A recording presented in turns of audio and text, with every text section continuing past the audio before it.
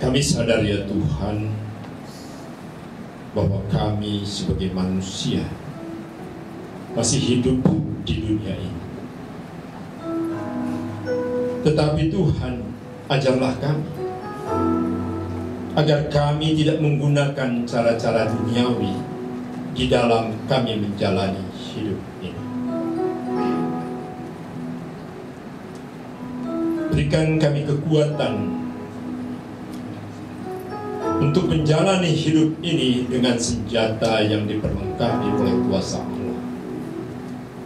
Karena kami sadar ya Tuhan, dengan kuasa-Mu dapat mendobrak dinding-dinding kehidupan. Apakah itu ketakutan? Apakah itu kemelaratan? Apakah itu kesakitan? Apakah itu kekecewaan?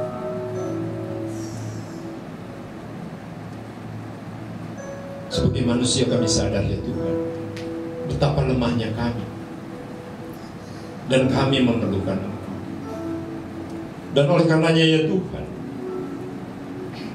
kami menyadari segala tulisan yang difirmankan berguna untuk mengajar kami, menyatakan kesalahan-kesalahan kami, memperbaiki kelakuan-kelakuan kami, bahkan membentuk kami di dalam kebenaran. Berbicaralah kepada kami pada pagi hari ini ya Tuhan. Berikan kami hati seorang murid yang mau mendengar. Hanya di dalam satu nama, Yesus Kristus Tuhan dan Juru Selamat kami, kami telah berdoa dan mengucap syukur. Yang percaya katakan amin. Silakan duduk saudara-saudara terkasih. Salam. Halo. Wah, udah cukup lama ya. Ada kira-kira 2 tahun. Hari ini juga kehormatan juga untuk saya, ternyata saudara kita yang tercinta, Bang Saud tambah ganteng aja nih ya. Kita perlu tanya nanti resepnya apa ya. Saud Simarangkir. Saudara-saudara yang terkasih, hari ini tema kita adalah jalan Allah versus jalan manusia. Dan sebagai dasar firman-Nya adalah dari Mazmur 1 ayat 1 sampai dengan 6. Tapi saya mencoba untuk merenungkan, bukan tadi malam, tapi mungkin setelah hambanya memberikan kepada saya tema ini, saya sedikit agak gelisah. Kenapa gelisah? Karena di bagian satu firman katakan, akulah jalan, kebenaran, dan hidup. Tidak ada seorang pun yang sampai kepada Bapakku tanpa melalui aku. Jadi kalau begitu, Allah itu sebenarnya adalah tujuan kita. Nah, jalannya siapa? Jalannya Yesus. Dan siapa yang berjalan ke sana? Manusia. Jadi kalau kita mau membandingkan jalan Tuhan dengan jalan Allah dengan jalan manusia, rasanya kita kurang masuk temanya. Tapi nggak apa-apa ya kalau sedikit saya rubah nanti ya temanya. Karena buat saya Allah itu sulit untuk dibandingkan, apalagi dengan kita manusia. Kita ini cuma ciptaan. Allah itu sang pencipta. Bagaimana kita ciptaan bisa dibandingkan dengan sang pencipta? Nah, ini juga merupakan perenungan saya ya hampir 2 minggu ini Pak Pendeta. Dan sesuai dengan tema kita hari ini adalah yang tadinya jalan Allah versus jalan manusia. Coba saya ubah sesuai dengan firman Tuhan ya. Jalan orang benar dan jalan orang fasik. Nah, ini pas, cocok dengan firman Tuhan yang menjadi dasar. Nah, kenapa? Kenapa kok ada jalan orang benar dan jalan orang fasik? Karena memang manusia di dunia ini cuma ada 2. Manusia yang menjalani jalan yang benar dan manusia yang menjalani jalan orang fasik. Apa perbedaan dari keduanya ini? Apa perbedaan antara orang benar dan orang fasik? Nah, sebelum kita membaca firman Tuhan ini, kalau kita membaca di Kamus Besar Bahasa Indonesia ya. Jalan orang benar ya, jalan orang yang mengetahui kebenaran. Orang yang tahu kebenaran, yang memahami kebenaran, yang menerapkan kebenaran, berani menganalisa tentang kebenaran, bahkan mengimprovisasi atau sintesis tentang kebenaran. Dan pada akhirnya kita mengevaluasi kebenaran. Dan pada akhirnya kita akan menemukan kebenaran adalah kebenaran itu sendiri. Dan itu adalah Allah itu sendiri. Allah adalah kebenaran. Nah, bagaimana dengan jalan orang fasik? Jalan orang fasik, pengertian fasik itu sendiri adalah orang yang mungkin percaya kepada firman Allah, orang yang mungkin percaya kepada Allah kita, ya, tetapi tidak melakukan perintah-perintahnya. Ini orang fasik. Jadi saya bandingkan di sini bukan manusia dalam arti orang yang tidak percaya. Orang itu percaya, tetapi tidak menjalankan. Bukan manusia yang memang sudah jatuh di dalam dosa dan tidak diselamatkan. Ini sudah terpilih mungkin, ya, sudah terpilih. Kita mungkin di sini, ya, ada yang benar-benar menjalankan firman Tuhan, ya, atau hanya sekedar menjalankan ritual saja. Ya cukuplah ke gereja seminggu sekali. Ya cukuplah kalau doa itu doa makan, doa tidur, ya doa kerja. Nah, apakah seperti itu hidup kita itu? Coba kita akan baca, ya. Terambil dari Mazmur 1 ayat 1 sampai dengan ayatnya yang ke-6. Kita akan membacanya secara bergantian. Saya yang ganjil, Bapak Ibu yang genap. Judul perikopnya adalah Jalan orang benar dan jalan orang fasik. Berbahagialah orang yang tidak berjalan menurut nasihat orang fasik. Sekali lagi, berbahagialah orang yang tidak berjalan menurut nasihat orang fasik. Blessed a man who does not walk in the counsel of the wicked. Yang tidak berdiri di jalan orang berdosa, dan yang tidak duduk dalam kumpulan pencemooh. Silakan. Tetapi yang kesukaannya ialah Taurat Tuhan, dan yang merenungkan Taurat itu siang dan malam. Ia seperti pohon yang ditanam di tepi aliran air, yang menghasilkan buahnya pada musimnya, dan yang tidak layu daunnya. Apa saja yang diperbuatnya berhasil.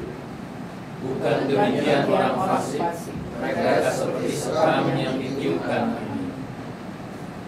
Sebab itu orang fasik tidak akan tahan dalam penghakiman. Begitu pula orang berdosa dalam perkumpulan orang benar. Sebab Tuhan mengenal jalan orang benar, tetapi jalan orang fasik menuju kebinasaan. Amin. Ini menarik sekali, ya. Bahkan yang paling sering, ya, dipakai ini ayat yang ketiga. Ia seperti pohon yang ditanam di tepi air, yang menghasilkan buahnya pada musimnya, yang tidak layu daunnya. Apa saja yang diperbuatnya berhasil. Nah, coba sekarang kita lihat fenomena kehidupan di dunia ini. Kenapa kok kita melihat seolah-olah orang fasik justru hidupnya itu berkelimpahan? Bahkan di dalam Mazmur 73 disebutkan orang fasik itu gemuk-gemuk, sehat-sehat, seolah-olah mereka hidup tidak pernah terkena kutuk. Betul gitu ya? Banyak orang jahat justru, waduh, mobilnya aja pasti bentar, ya kan? Bajunya juga bermerek. Tapi bagaimana dengan kita? Kok jauh sekali? Kenapa kok kita yang katanya orang benar, kok hidup kita susah? Hidup kita menderita. Sakit-sakitan pula lagi, gitu kan? Berangkat pagi-pagi, pulang petang-petang, makan roti dari hasil jerih payah, ya kan? Betul seperti itu. Siapa di sini yang menjalani hidup seperti itu. Nah, fenomena seperti itu yang kita lihat karena kita tidak mengerti bagaimana sebenarnya kita hidup di dalam Kristus, di dalam jalan yang benar. Kenapa Yesus sampai berani mengatakan, akulah jalan, akulah kebenaran, dan akulah hidup? Tidak ada seorang pun yang dapat datang ke rumah Bapakku tanpa melalui aku. Jadi saudara, kita harus ingat bahwa kita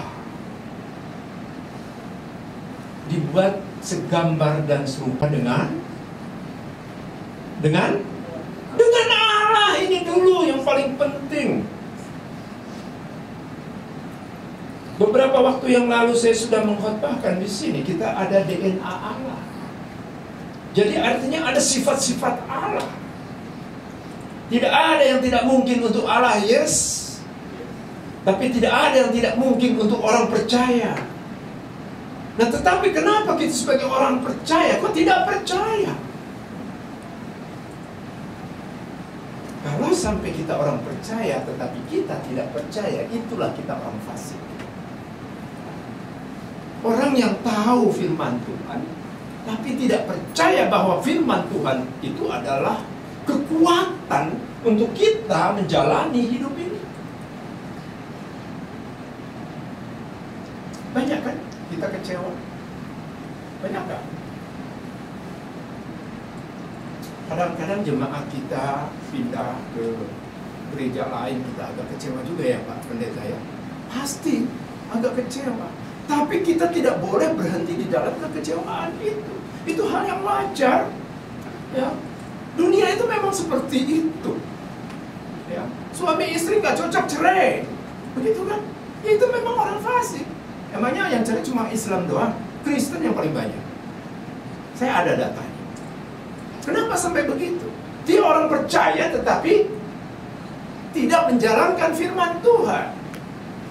Firman Tuhan katakan, apa yang dipersatukan oleh Tuhan tidak boleh diceraikan oleh manusia. Memang yang menceraikan itu manusia, hakim. Hakim punya peranan yang luar biasa, pengacara. Saya pengacara, tapi saya nggak mau nangani ya perceraian. Kalau datang ke saya akan persatukan kembali. Itu tugas saya. Jadi saudara-saudara, ini saya mau membandingkan bukan manusia yang nggak percaya. Ini manusia yang sama-sama percaya. Hanya bedanya adalah yang satu mau menjalankan, yang satu tidak mau menjalankan.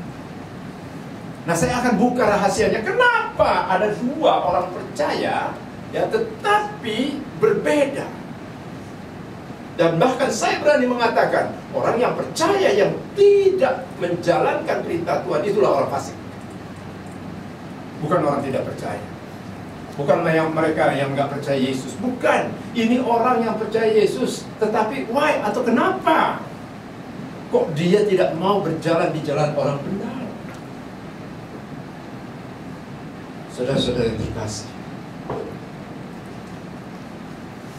Paulus di dalam 2 Korintus 3 ayat 10. 2 Korintus 3 ayat 10. Ayat 10 dan 11. 1 Korintus. 1 Korintus 3 ayatnya yang ke-10 dan 11. Saya akan bacakan untuk saudara-saudara. Dasar dan bangunan. Sesuai dengan kasih karunia Allah yang dianugerahkan kepadaku, aku sebagai seorang ahli bangunan yang cakap telah meletakkan dasar dan orang lain membangun terus di atasnya. Tetapi tiap-tiap orang harus memperhatikan bagaimana ia harus membangun di atasnya. Karena tidak ada seorang pun yang dapat meletakkan dasar lain daripada dasar yang telah diletakkan, yaitu siapa? Yesus Kristus. Saudara, kita berada di gedung yang tinggi. Tapi sadarkah saudara, di atas bangunan yang tinggi ini, di bawahnya ada dasar yang kuat yang diletakkan. Ada pondasi yang kuat sehingga bangunan gedung ini bertahan terhadap gempa dan sebagainya. Bagaimana Anda bayangkan kalau misalnya gedung ini dibangun tanpa ada fondasi atau dasar? Apa yang akan terjadi? Diguncang gempa aja ambruk. Orang dunia pun tahu kalau menjalani kehidupan ya harus mempunyai dasar yang kuat. Juga kita orang-orang percaya. Dasar kehidupan kita adalah Yesus Kristus. Apakah itu untuk bergereja? Apakah itu untuk hidup berbisnis? Apakah itu untuk organisasi? Apakah itu untuk suami istri? Apakah itu hubungan antara orang tua dan anak? Ya, apakah persahabatan dan lain-lain? Kita semua harus mempunyai dasar yang sama, yaitu siapa?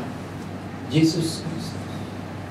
Nah, pokok permasalahannya adalah sejauh mana kita mempunyai pengetahuan tentang Kristus. Ini yang jadi masalah. Kenapa banyak orang percaya tetapi tidak mau melakukan itu? Mohon maaf. Di sini anak-anak muda, saya mau tanya dulu, kalian udah selesai nggak baca Alkitab? Halo, kamu siapa namanya? Steve. Udah baca, udah selesai belum? Kenapa? Umurmu berapa tahun? 23. Udah bisa membaca dari umur berapa? TK udah bisa baca. Jadi kau 23 tahun nggak pernah selesai. Astagfirullahaladzim.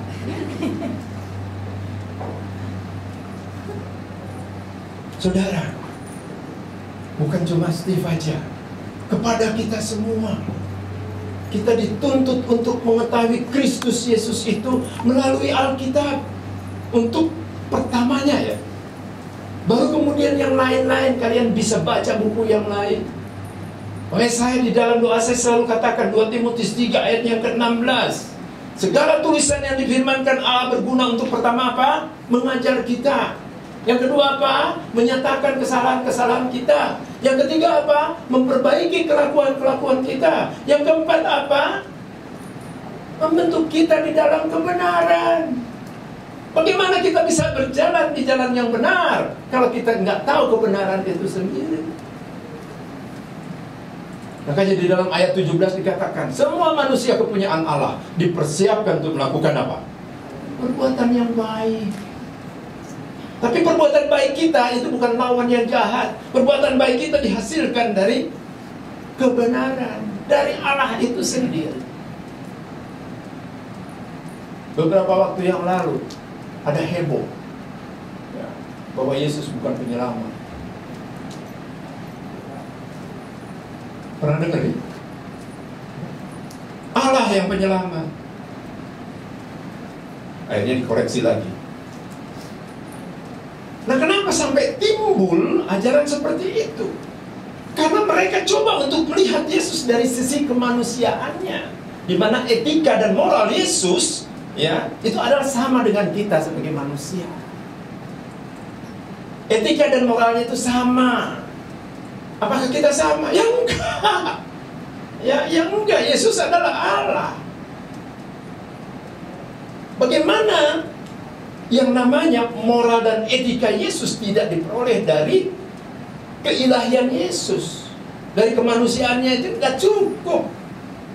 Kita lihat Sokrates, Plato, Aristoteles, Immanuel, kan siapa lagi itu, mereka berjuang untuk melakukan kebaikan. Ada yang berhasil? No. Semuanya gagal. Mereka orang-orang hebat.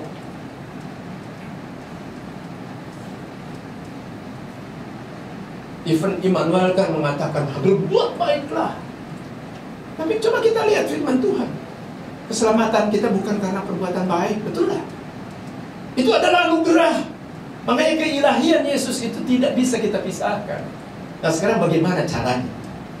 Kita harus punya landasan ideal dalam hidup kita. Sekali lagi, kita harus punya landasan ideal ya dalam hidup kita. Bernegara juga kita punya kan Pak Pendeta? Landasan ideal kita apa?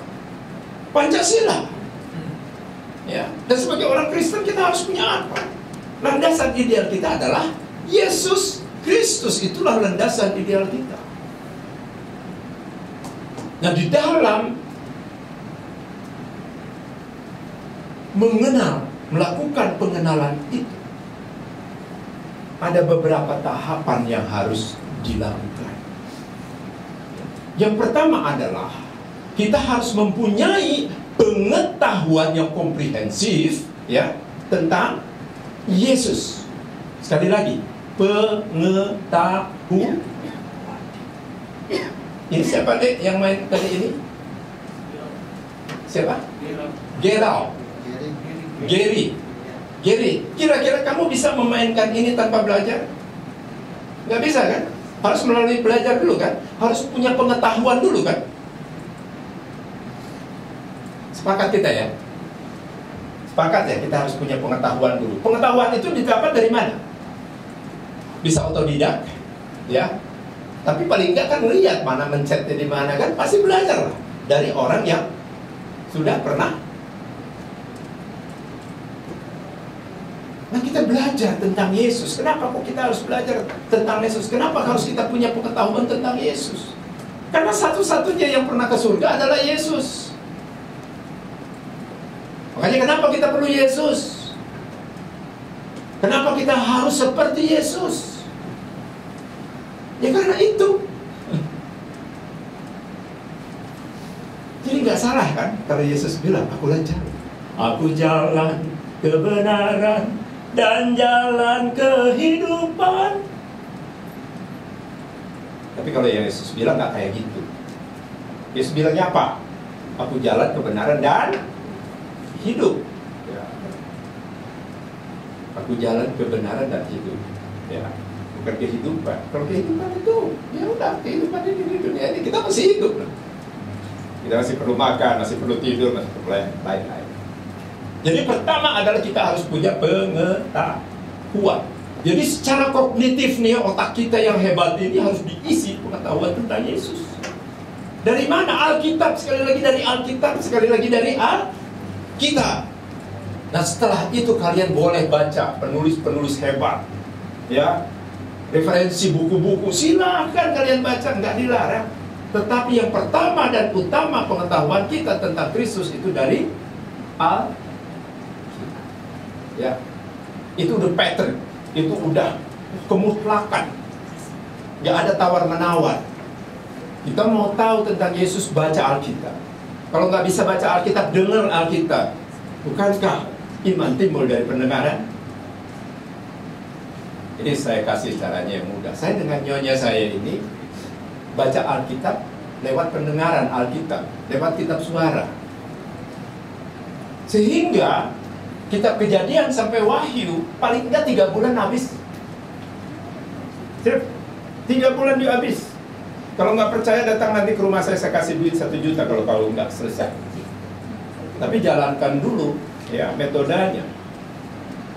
Jadi nanti kalau saya diundang lagi, saya akan tanya, semuanya harus sudah selesai. Tuh, iya dong. Masa nggak selesai 3 bulan? Karena kitab Kejadian, bilangan, Kejadian, Keluaran, Imamat, Bilangan, Ulangan, itu kita bisa selesaikan cuma dalam waktu 10 hari. Kitab Yosua sampai dengan Esther, itu namanya kitab sejarah, kita bisa selesaikan dalam 2 minggu. Kemudian kitab Pointer dari mulai siapa yang menderita, manusia menderita? Ayub, ya, dari Ayub sampai Kidung Agung, itu mah paling juga 2 minggu lah. Nah, setelah kemudian kita baca ya kitab para nabi, mau nabi besar, nabi kecil ya, dari Yesaya sampai dengan Maleakhi, kita baca. Kita dengarkan aja, cuma dengar apa susahnya ya? Kayak sekarang Anda dengar, capek nggak? Capek Pak mikir. Perubahan khotbah suka mikir. Ya memang harus mikir, karena kita dikasih pikiran. Makanya kita disebut manusia. Manusia itu adalah, asal katanya manas. Manas itu berpikir. Jadi kalau manusia udah nggak mau mikir, nggak usah jadi manusia. Halo. Setuju ya? Komit ya? Karena untuk niat baik, kamu untuk perbuatan baik atau perbuatan jahat itu cuma ada dua unsur, ada niat dan ada kesempatan. Saya yakin semua di sini punya niat untuk tahu firman Tuhan dan punya kesempatan untuk tahu firman Tuhan. Kan kerja nggak 24 jam ya Pak Pendeta ya? Masanya Pak Pendeta doang yang baca Alkitab. Kalau saya nggak usah tanya lagi, Pak Pendeta pasti paling nggak 10 kali udah habis. Anak-anak, oke ya? Mau selesai dalam 3 bulan ya? Kalau nggak tahu aplikasinya, itu kitab suara. Ya, ada tipe drama atau tipe biasa. Oke? Nah, punya pengetahuan itu adalah hal mutlak. Jadi secara kognitif, kita harus mempunyai pengetahuan tentang Yesus Kristus. Yang kedua, setelah kita tahu apa, setelah kita baca, ya, tadi dikatakan di sini, orang yang bahagia itu orang yang merenungkan Taurat Tuhan. Ya, Taurat Tuhan itu artinya hukum Allah. Siang dan siang dan malam. Kenapa? Apa salah siang dan malam? Bahkan ada waktunya tidur. Gitu ya. Enggak, itu Alkitab enggak benar. Enggak mungkin 24 jam. Halo, saya kasih tahu ya Anda sekarang. Waktu kita tidur, pikiran kita tuh masih jalan.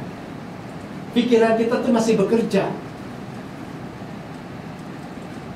Makanya kadang-kadang pikiran kita lebih rame di waktu tidur daripada waktu kita hidup. Siapa yang pernah di sini mimpi digigit anjing, diuber-uber anjing?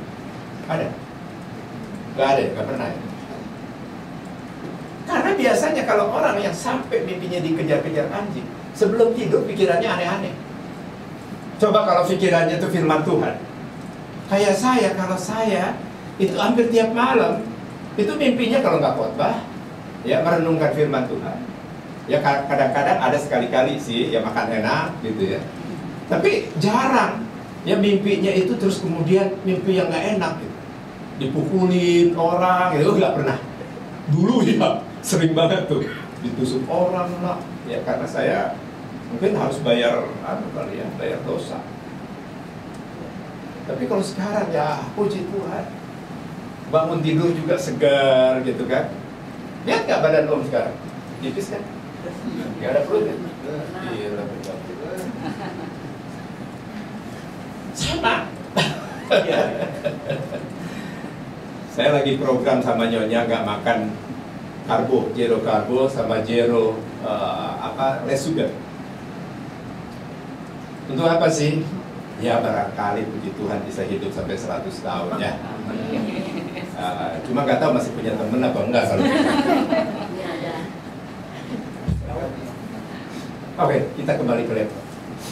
Nah, setelah kita punya pengetahuan apa yang harus kita lakukan? Yang kita lakukan adalah merenungkan firman itu siang dan malam. Merenung itu apa sih artinya? Merenung itu artinya mengingat-ingat kembali apa yang sudah kita dengar. Kalau nggak ingat gimana? Ya dengar lagi. Ya, makanya kenapa kita harus berulang-ulang kita membaca Alkitab? Karena kita nggak cukup cuma sekali doang. Oh Pak Anad, saya sudah kelar, sudah selesai. Oh ya? Kalau 2 Korintus 10 ayat 3 sampai 5 itu apa bunyinya? Aduh Pak, jangan ditanya begitu dong Pak. Ya karena kita nggak pernah memahami itu. Tetapi kalau kita melakukan pemahaman terhadap firman Tuhan, ya bahasa kerennya itu afektif. Kalau tadi kognitif, ini afektif.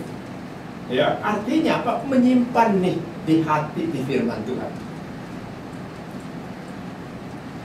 Jadi nanti ya perbuatan kita kalau berpikir benar, ya berpikir benar, merenungkan secara benar, afektif, maka psikomotorik kita ya, atau bahasa Indonesianya itu penerapan kita terhadap firman Tuhan pasti benar. Makanya kalau kita mau melakukan suatu perbuatan, dipikir dulu, ya, direnungkan dulu, baru kemudian dilakukan. Kalau pikiran kita jahat, pasti di sini akan bunyi nih, jangan, gitu ya. Tapi kalau di sini jahat, di sini juga jahat, ya, apa yang terjadi? Orang fasik itu. Jadi kita orang fasik itu terjadi karena apa yang dipikirnya gak benar, apa yang dirasakannya gak benar, dan apa yang dilakukannya juga gak benar. Jadi ngerti ya sekarang ya. Jadi kalau kita lihat orang jahat, itu karena itu. Karena berpikirnya gak benar. Kenapa berpikirnya gak benar? Karena dasar pemikirannya gak benar. Gitu ya. Nah, dasar pemikirannya yang benar seperti apa? Sekali lagi Alkitab. Udahlah, ya percaya aja, gak usah pakai debat-debatan. Sola scriptura, kan begitu ya. Kita di Reform itu kan sola scriptura, hanya Alkitab. Padahal masih ada rentetan yang lain, kata Saud kan. Sebanyak tuh. Ada cetunya, ada cicitnya, ya, ada apanya lagi yang tidak tertulis, tetapi menjadi legacy buat orang Kristen, yaitu apa? Ajaran apa Pak Saud? Ajaran para rasul. Memang Alkitab ini nggak mencatat semua, karena kalau dicatat semuanya ya nggak cukup, gitu ya. Itu kan tertulis seperti itu. Oke. Nah, kalau kita sudah punya pengetahuan, sudah punya pemahaman, bahkan sudah punya penerapan yang benar, apa yang harus kita lakukan? Nah, kalau yang tadi itu, 3 tadi yang rendah tadi, itu namanya the lower order skill thinking. Cara berpikir rendah. Wah, bahkan masih cara berpikir rendah seperti itu. Yes, bukan cara berpikirnya Kristus. Belum. Kita harus tingkatkan lagi. Dengan apa? The higher order skill thinking. Apa itu? Ya. Yang pertama, ya, yang tingkatan Kristus. Kristus itu selalu berpikir menganalisa. Dia tidak terima, udah selesai. Ya, habis selesai ini kan biasanya habis ibadah biasanya ada analisa dulu ya. Belum sampai evaluasi, belum, baru analisa tadi. Ini tadi kebaktian kita udah benar belum ya? Kita semuanya udah jalan. Oh, oke. Ya, berarti udah sesuai nih dengan firman Tuhan. Sama dengan khotbah saya juga. Habis berkhotbah ini saya merenungkan kembali. Bahkan kadang-kadang dibantu sama nyonya saya. Pak, tadi kamu lupa ini. Pak, tadi kamu lupa ini. Jadi fungsi nyonya itu mengingatkan. Kan gak ada yang berani kritik saya. Gak ada kan? Kecuali nyonya saya. Iya. Pak Saud sih masih berani kalau kritik saya. Soalnya ini teman untuk debat, teman untuk ngobrol. Waduh, udah ini teman segala-galanya. Susah cari teman kayak ini. Nah, sekali-kali boleh diundang dia. Pengetahuannya luar biasa tentang firman Tuhan. Betul, saya kagum. Beliau menginvestasikan waktu itu berapa tahun ya. Khusus, ada hal yang khusus. Gak usah saya bagikan sekarang. Hal yang khusus yang beliau punya tahu, dan itu merupakan kekayaan.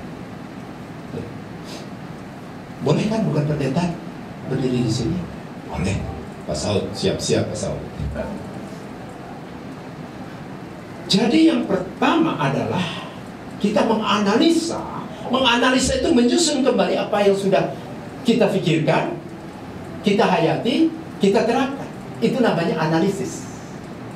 Menganalisa kembali, ya, sampai punya kesimpulan, oh benar. Tetapi kebenaran itu selalu progresif.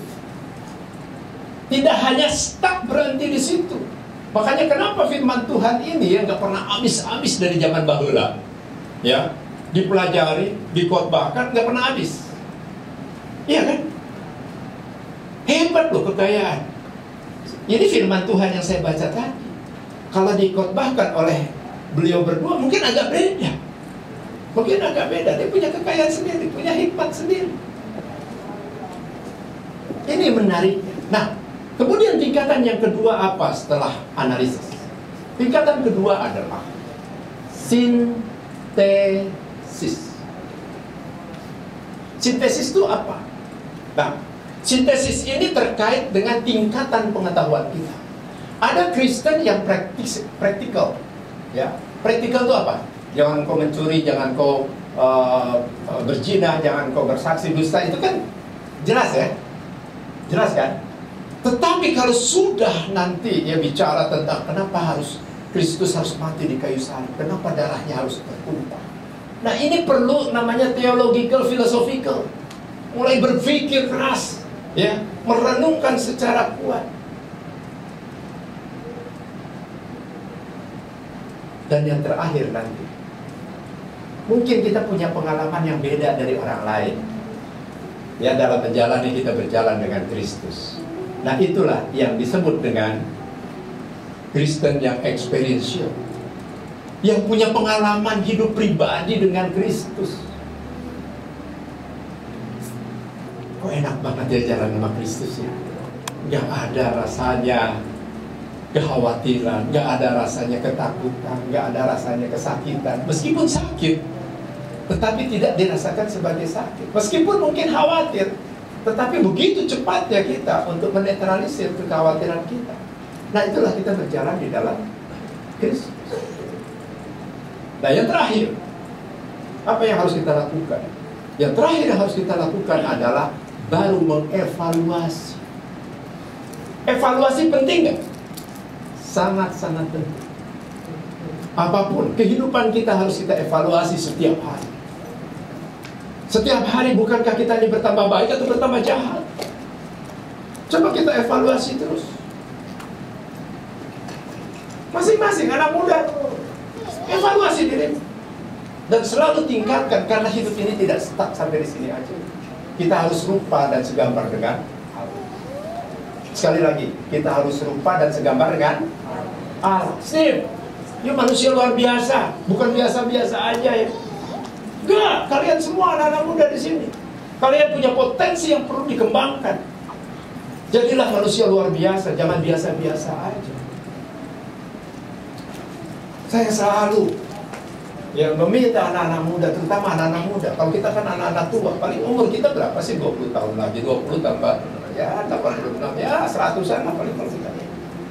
Kalau kalian kan masih panjang, ya kan? Makanya ngerokok biar cepat. Cepat sampai maksudnya kan. Nah, itulah evaluasi.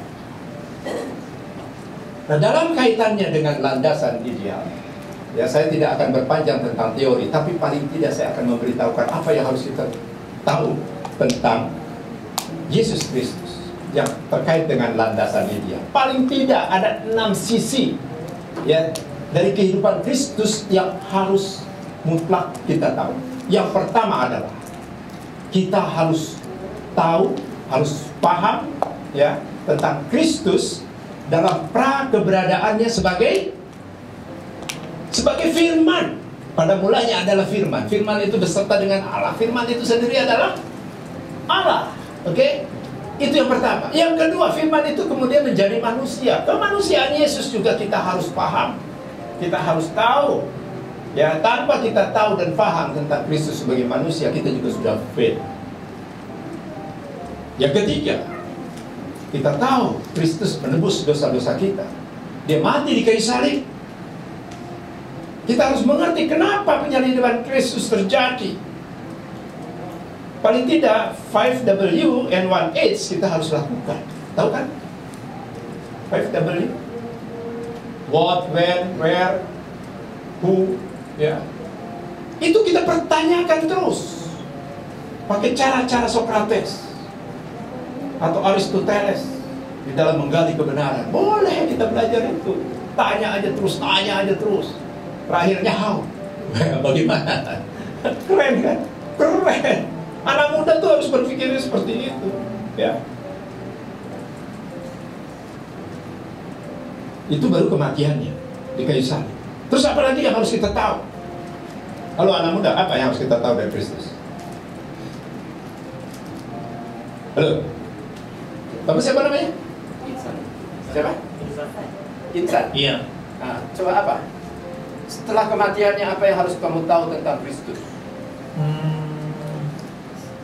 Dia berkorban untuk manusia. Iya, kan dia udah perbadannya kan sebagai firman, sebagai manusia, terus mati di kayu salib. Apalagi yang harus kamu tahu? Habis mati ngapain? Bangkit. Kebangkitan juga kita harus tahu, oke? Ya, bangkit, bangkit. Nah, kan lagunya kan harus begitu. Ya, pas bangkit. Kebangkitannya itu juga kita harus pelajari dengan baik. Setelah bangkit apa? Kenaikannya ke surga. Ya. Itu kan hal-hal yang mendasar tentang Kristus yang harus kita tahu. Setelah kenaikan ke surga apa lagi? Halo, kenapa mata saya lihat ke anak muda terus? Karena orang-orang tua ini susah. Ini kan lihat yang muda aja ya. Gimana? Kenapa? Pencurahan Roh Kudus. Boleh itu tahu. Tapi yang terakhir, kedatangan Yesus untuk kedua kalinya nanti. Ya, itu yang paling penting. Bahkan orang Muslim pun percaya bahwa siapa yang akan datang pada hari akhir, Isa Al-Masih. Makanya saya katakan sama kawan-kawan dari Muslim, kalau kalian percaya Isa Al-Masih yang akan turun menjadi hakim di dunia ini, kenapa kalian gak percaya ajaran? Aneh kan?